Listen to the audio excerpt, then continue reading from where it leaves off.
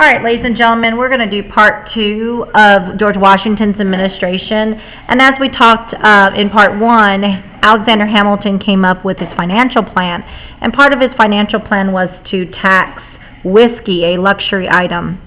So as I said before, that was going to cause problems, especially with the farmers. So you see, whiskey was used by the farmers as a way of bartering. They used it as money.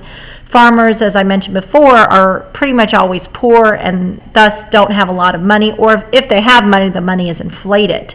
So they used whiskey in order to barter for items that they needed. So that causes a problem if you tax whiskey. That causes the farmers in order to get charged more and have to pay out more. So what happens in the Whiskey Rebellion is farmers took up arms in protest of taxes placed on whiskey. Now this should be very familiar to you. We've had a rebellion in our history before under the Articles of Confederation. Shays' Rebellion was another rebellion of farmers who took up arms or weapons against the courts because their farms were being foreclosed or taken away from them. Very similar to this situation, farmers again taking up arms, but this time in protest of taxes on whiskey. Now the difference between the Shays' Rebellion and the Whiskey Rebellion is kind of important.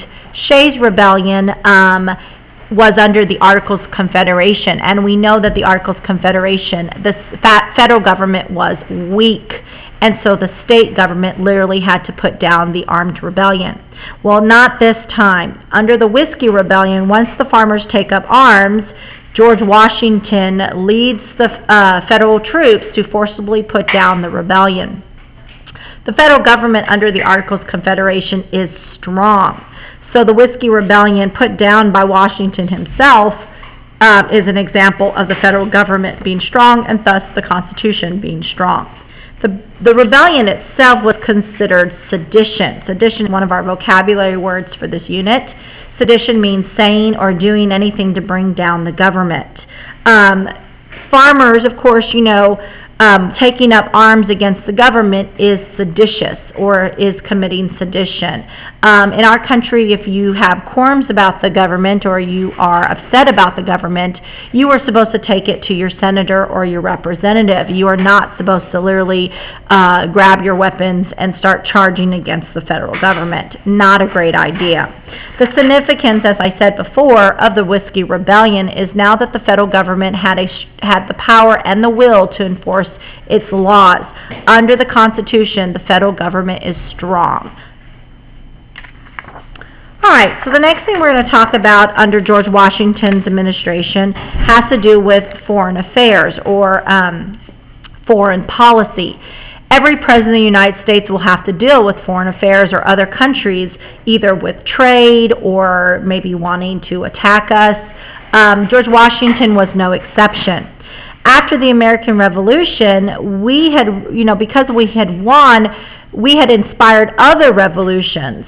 Specifically, we had inspired the French Revolution. Now, the French Revolution, you're going to learn more about that when you get to high school. But for our purposes, we need to remember that during the American Revolution, the French had helped us. The Marquis de Lafayette had come and literally fought side by side with George Washington. The French had sent money, they had sent troops, and they also sent ships. If you remember, the French and George Washington surrounded Cornwallis at Yorktown. So in this sense, the French really had helped us with our own independence and gaining our freedom. Well, when the French Revolution erupts after the American Revolution, the French people, like us, are being oppressed. Their king and their nobles really oppress the people or the lower classes. And so there is an uprising of the lower classes and the middle class against the nobles and the king. Louis XVI is even beheaded. The French Revolution turns pretty bloody right away. What you need to realize is that the French Revolution, they really wanted our help. They felt like because they had helped us, we should help them.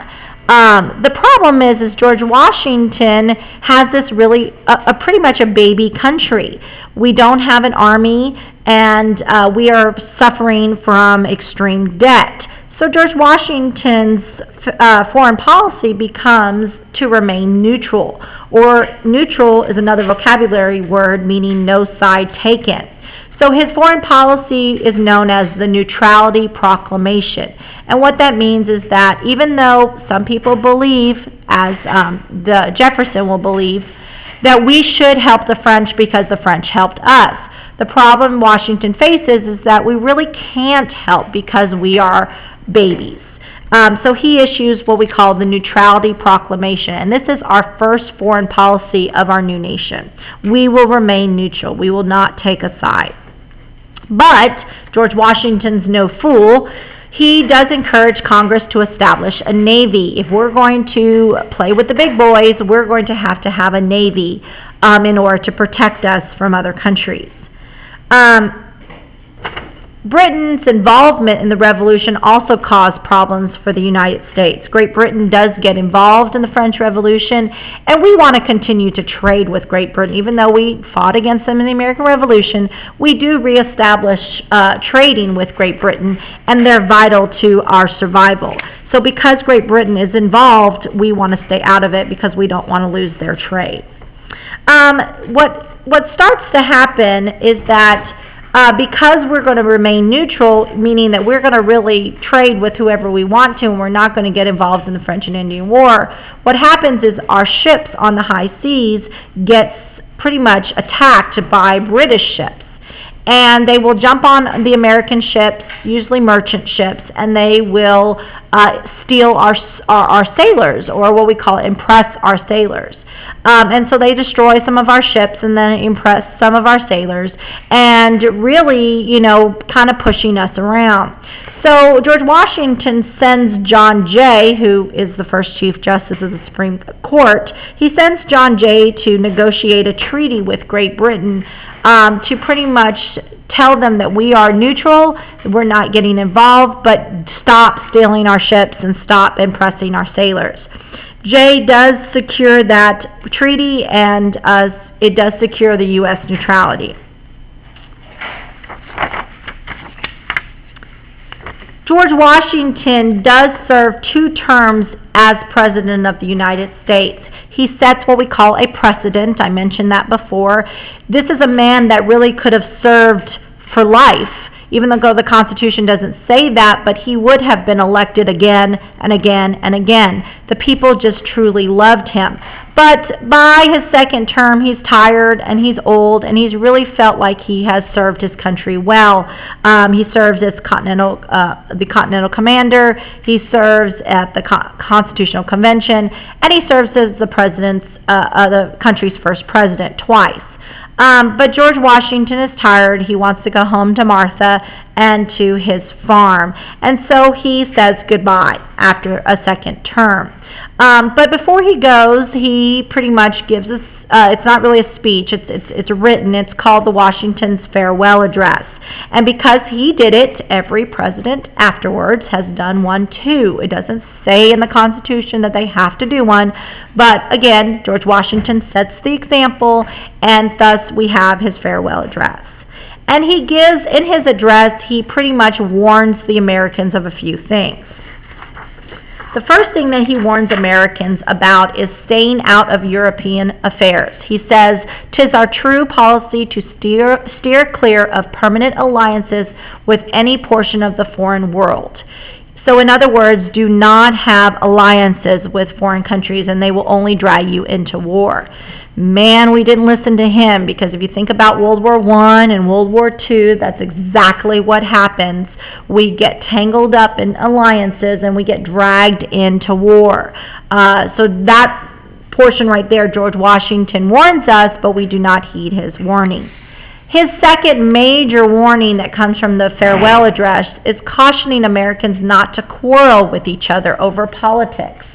He pretty much does not agree with political parties, and he thinks that we shouldn't have them. Man, did we not listen to him that time either, because today, as you know, we have 2 major political parties. We have had many political parties throughout our history, He really tries to keep us from political parties and saying that the problems with political parties, it will destroy the country. And whether you agree with that or not, it's really up to your opinion. Some people do believe that we shouldn't have political parties, and then others believe that we should. In class, we will talk more about our very first two political parties. But that is the end of our section 2 for George Washington.